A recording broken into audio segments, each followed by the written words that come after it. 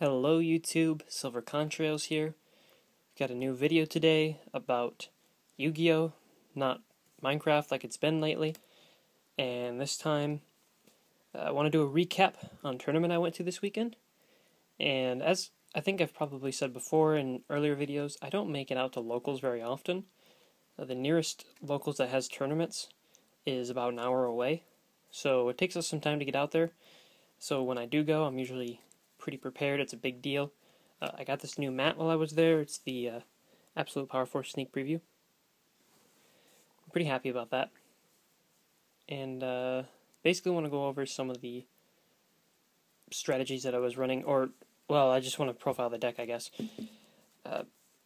Which was Dragunity. No surprise there. Basically been running that all format.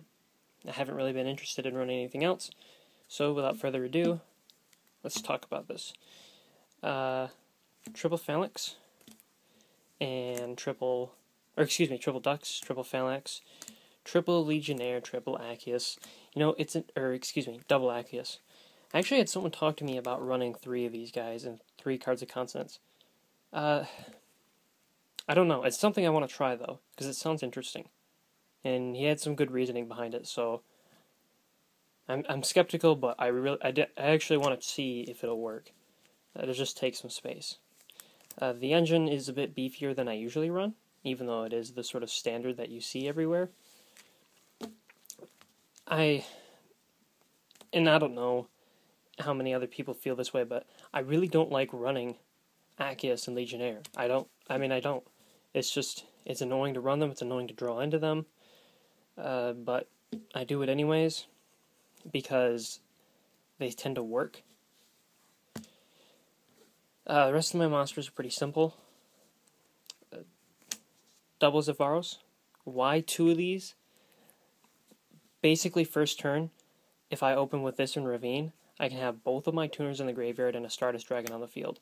That's a big deal. It's not just for making Trishula sooner. I can already do that with some of the other cards that I'm running. I really like these 2, and I think it's going to set me up for next format really well, when I think Icarus is going to be a bigger card after the ban list, but that's just guessing. Double Veiler. Not running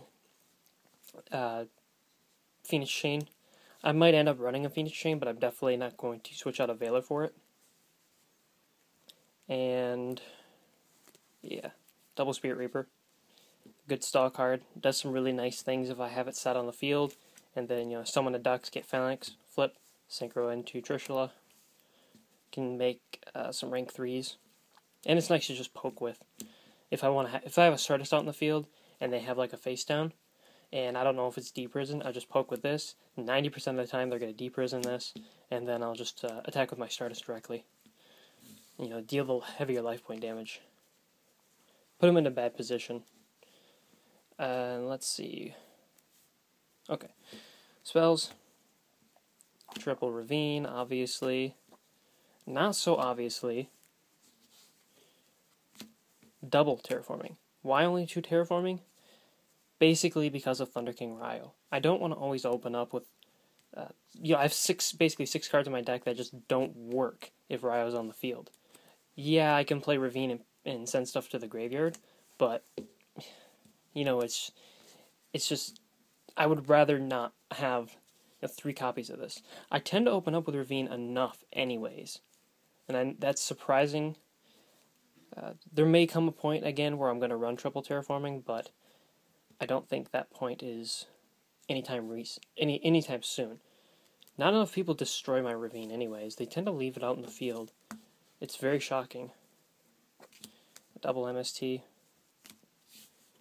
Good stuff. Double Shard of Greed. Shard of Greed is a newer tech. I like playing it. Being able to set it behind a set Spirit Reaper, or be able to play it behind a set Spirit Reaper, is really good. It baits out MSTs. Next turn I can activate Ravine and know that they're not going to have an MST for it. Really nice card. Works well if I have Stardust protecting it. Good draw power. Speaking of draw power, 2 Cards of Consonance. Should be pretty obvious why I'm running those. And then I'm running a Dark Hole and a Smashing Ground, mostly as outs to Ryo. And then another out to Ryo. This Book of Moon, besides being just good. Another staple. And then a single Avarice. Iffy on Avarice. I mean, late game it's just like a godsend, you know, activate this and just basically win. I mean, really. I can't tell you how many times mid to late game this thing just is ridiculous. It's Pot of Greed, plus it recycles everything.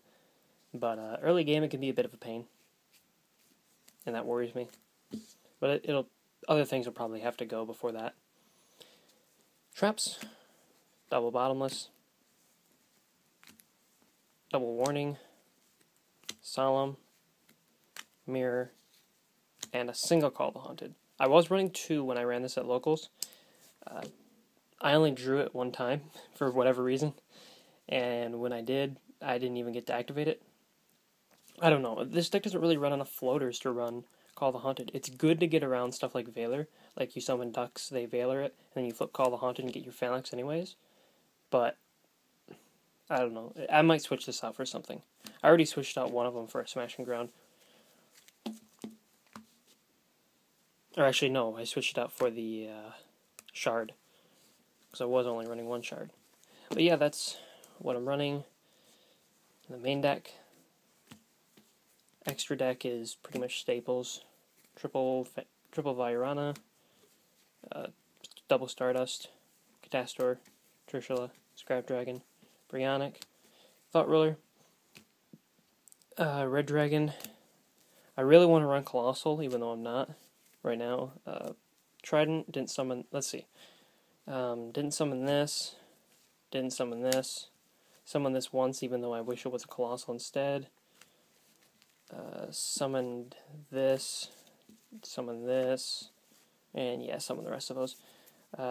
Leviair, because I have some rank 3s, I can do some stuff with that. Or I have some level 3s that I can make, just in case my Phalanxes get removed by Chain Disappearance. Maybe you want to use it. And Chimera Tech, because I have Cyber Dragon sided. Although, considering how much I didn't side, I might end up just throwing Chimera Tech into my side deck and running the Colossal Fighter. Yeah, for side deck, 2 Cyber Dragons just are so good. Seriously, I played these things against windups, basically beat him down with it. You know, he couldn't go into things like Zen mains because I would just Chimera Tech it. Drago's really good against Dark Worlds, against agents. It's not the best against Dark Worlds, but it does force them to target it with Grapha rather than like your back row. Which is really nice, because if your back row is like a bottomless or something, then they're going to lose their Grapha. And they really don't want to do that. The only other thing I don't like about this is that Trance Archfiend can attack over it. But again, if your back row is bottomless, then it doesn't matter. Kaiku, interesting. You know, I run this instead of Ryo because I can't really run Ryo. Keeps my stuff safe from DD Crow. Decree.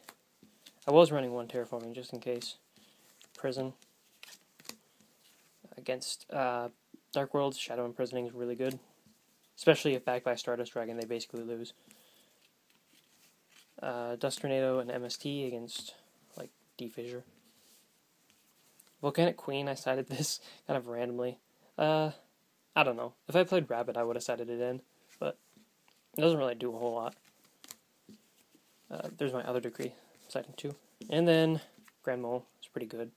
Deals with some things that my Legionnaire Aklys can't deal with, like a Zen main, so Grand Mole can deal with that. So yeah, that's my deck. Thoughts, comments, whatever. We'll see where the deck goes March 1st. Until next time then.